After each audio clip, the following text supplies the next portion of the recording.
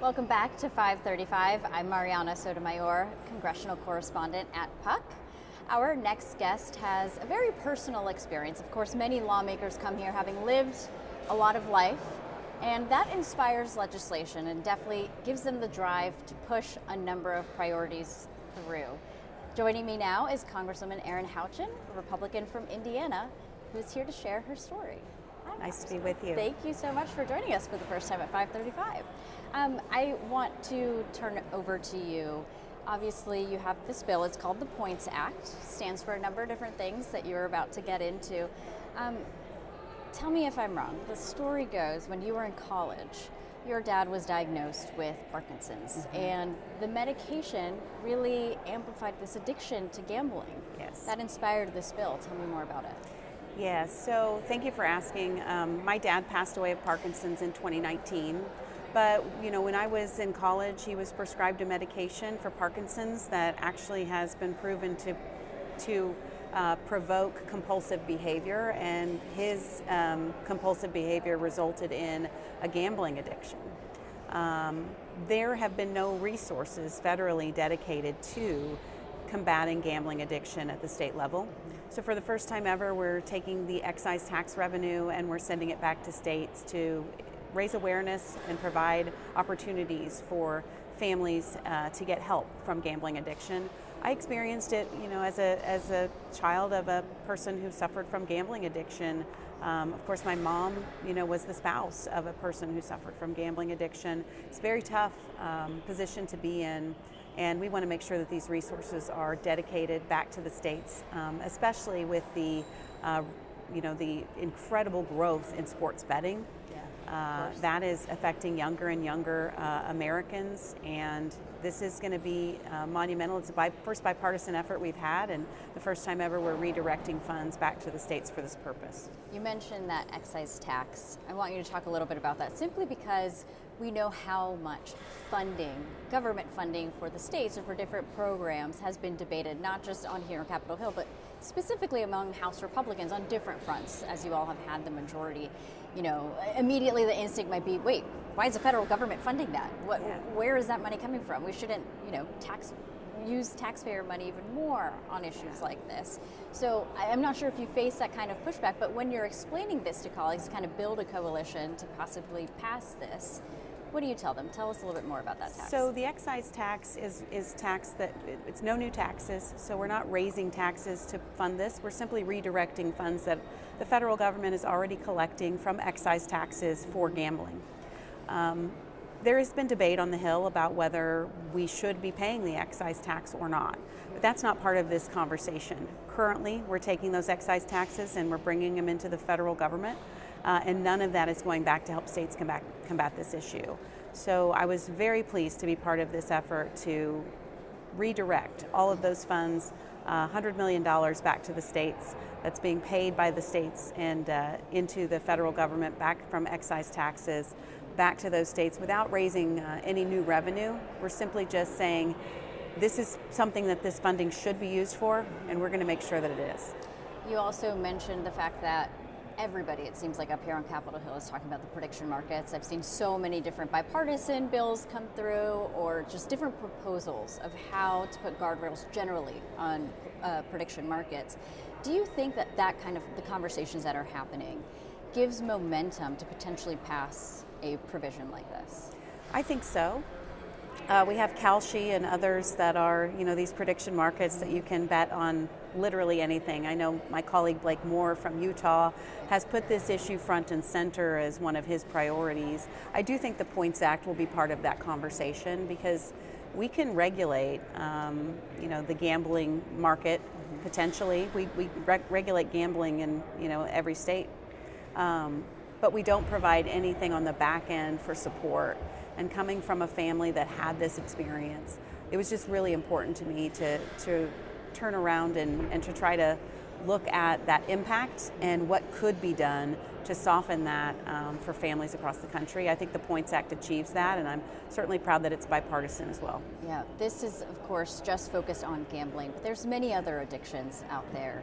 Do you kind of see this, especially if it can become law, right? do you see it as almost a test run to see if this works, that you can apply it potentially to other addictions? Well, there are certain revenues that go back to states for combating smoking and other addictions like that. For me, it's about raising the awareness of the issue and providing those supports. But we're also working on issues of, trying to keep kids from doom scrolling. We have the Smart Kids Act, which asks the Surgeon General to issue guidance on what is healthy. Now, some may say none is healthy, right. But I was pleased that the Surgeon General did just issue, the Department of Health and Human Services did just issue guidance on what would be considered reasonable screen time for kids. Mm-hmm. When I talk to school groups, I always tell them every time their finger swipes that screen, they should think cha-ching, cha-ching, cha-ching, because they're actually making money for the tech companies, and they should just put their phones down and head outside. One of the things they say to me is, but my parents are addicted too. Mm-hmm. And I tell them, then lead the way. You lead the effort to say, hey, mom or dad, let's put the phone down and go for a walk. Let's go have a conversation. Let's go enjoy the great outdoors. So I'm pleased that the Surgeon General and the department are taking this action. It doesn't always require a law change to make some of these positive changes happen, but it does help to file a bill which then maybe moves the conversation forward more quickly. Yeah, you perfectly segued to what I wanted to talk about. Obviously, a series of bills coming out of the Keeping Kids Safe Online caucus. That's fairly new. I know it's you and Congressman Jake Auchincloss. Yes. Democrat and Republican, leading this charge. Obviously, you guys are parents. There's a number of parents up here on Capitol Hill where this is also a topic of conversation. And if I remember correctly, there was a jury back in March that found Meta and YouTube that were negligent in a social media addiction case. So what's Congress's role there? It seems like obviously that is in some ways a green light. It goes to what you all are arguing, that there are negative and harmful effects to children. It seems like pretty open space in terms of guardrails in which you can put forward. Yeah, and it's not a question, right? We know that it is harmful. It's been proven to be harmful. It's been proven to be addictive. So those studies are out there. Congressman Auchincloss and I we co-chair the Kids Online Safety Caucus. We've been working with Jonathan Haidt from the Anxious Generation, who authored The Anxious Generation, and his research team on how we could craft legislation that would be responsible. Now, my personal view is that this should be a floor, not a ceiling, that the federal government should set a floor for a standard, and that the states should be able to do more to protect kids, especially because they're much more nimble than the federal government can be. But my story, when my daughter was 13, she got access to Instagram without our knowledge or consent, hacked around our parental controls. When we discovered the issue, I contacted the platform and said I'd like to delete her account. They said she's 13, she's legally able to have it. If she wants to delete the account, she can. That's because in 1998, Congress passed the Kids Online Privacy Protection Act, which said 13-year-olds can be adults online. So I'm on a mission to change that to at least 16. Yeah. I discovered that Jake Auchincloss had written a Substack that said that 16 should be, with parental consent, should be the standard.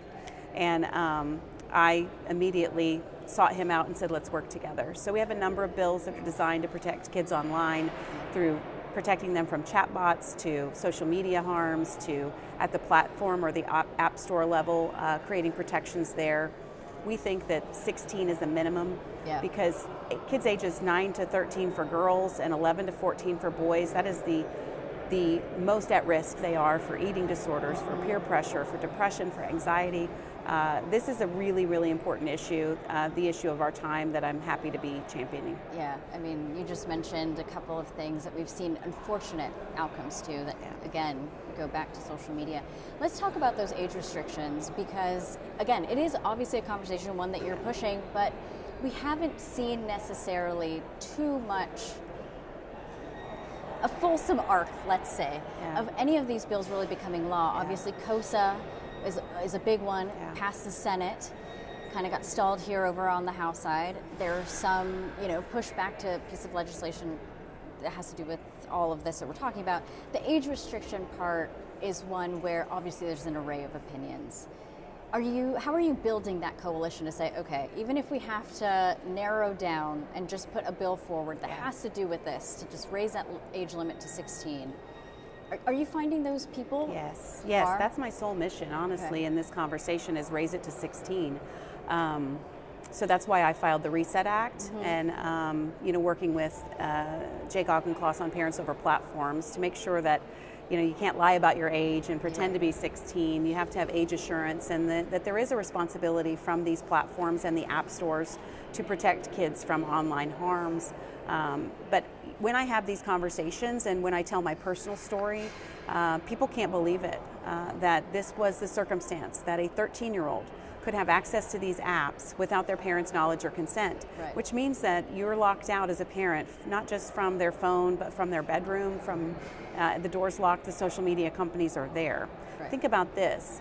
Kids as young as 9 are learning how to hack around their schools, internet to get access to these apps. Even if you don't give them a phone, they can still access Instagram and other platforms to have access to messaging, where they could be messaging who they think are 13 and 14-year-old boys and girls all over the world who are actually adults. It's very scary, the level of influence that is being imposed on our children without our ability to protect them. So there is a lot of conversation around the Hill about this and how to approach it. My mission is to raise the age to at least 16. Do you think it gets done this year, or are you looking at the next Congress, hoping to push it there? I pray it gets done this year. I think that parents across the country would share that view, especially knowing the dangers.